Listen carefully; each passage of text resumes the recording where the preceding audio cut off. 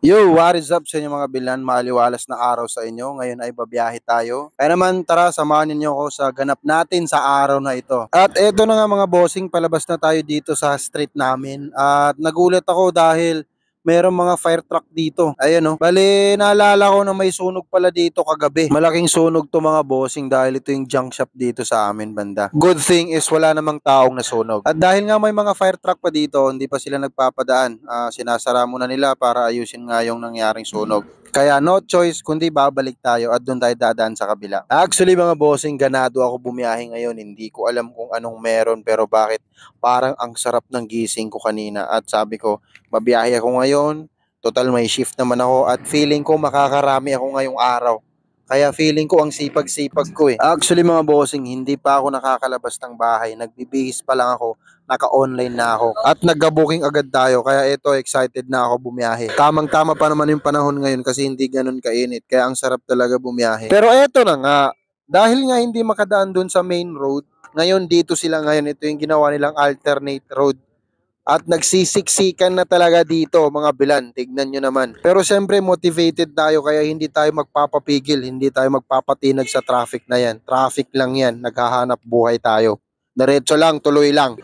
Pagkalipas ng mahabang traffic ay nandito na tayo sa vendor. Ito yung pinakaunang booking natin. Sakto pagdating natin, ready to pick up na. At dahil doon, mapipick up na natin yung pagkain at madideliver na agad natin kay customer. Sa mga oras na ito mga bossing, iniisip ko kung saan tayo dadaan. Kung dito sa malapit pero napaka-traffic o doon sa malayo pero tuloy-tuloy ang biyahe natin. At the end, napagdesisyonan natin na doon tayo sa malayo pero at least tuloy-tuloy ang biyahe natin.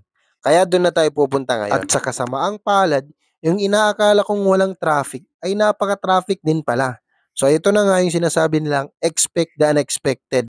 Isipin nyo, yung i-deliver ko sana na expected is 5 minutes lang ay inabot tayo ng halos 30 minuto. Ganun kalala yung naging traffic dito. Paano ba naman kasi?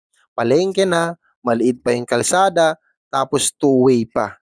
Tapos dito pa dadaan yung karamihan gawa ng traffic din dun sa kabila or hindi makadaan dahil nga sa may mga fire truck doon. Kaya naman ginamitan natin ang pinagbabawal na technique.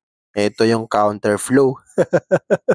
Para lang makalusot na tayo kagad. Pero ang ending, naipit pa rin ulit tayo sa traffic. Matinding traffic talaga ito. So kailangan na lang natin magbaon talaga ng more sabar. Isipin nyo nagpa-fasting pa tayo niyan.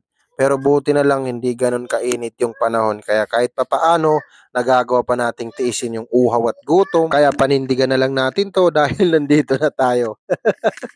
No choice na tayo, na pick up na natin yung order ni customer. Kaya sa ayaw at sa gusto, i-deliver talaga natin to. Matatagalan lang din talaga tayo. Pero don't worry mga bilan, hindi naman magagalit si customer dahil nag-text naman ako sa kanya, pinaliwalag ko sa kanya kung bakit malilate yung delivery natin. So eto na nga, nakalusot na ulit tayo. Pero eto pala yung ibang dahilan kung bakit nagta-traffic dito. Ayun, eto na nga, may malaking sasakyan pala dito na nakaharang, naka-counterflow. Kaya isa rin sa naging dahilan kung bakit nagta-traffic dito. Nagdi-diskarga pala sila ng mga lulan nila, mga supply dito sa hardware. At pagkalagpas natin dito ay kahit papaano ay lumog na yung kalsada. Kaya naman, pagkalipas ng mahabang minuto, ay nandito na tayo ngayon sa main road kung saan makikita natin dito na traffic din sa kabilang lane. Pero don't worry mga bossing dahil dito na yung customer natin, malapit na dito. Oh, may nasunugan.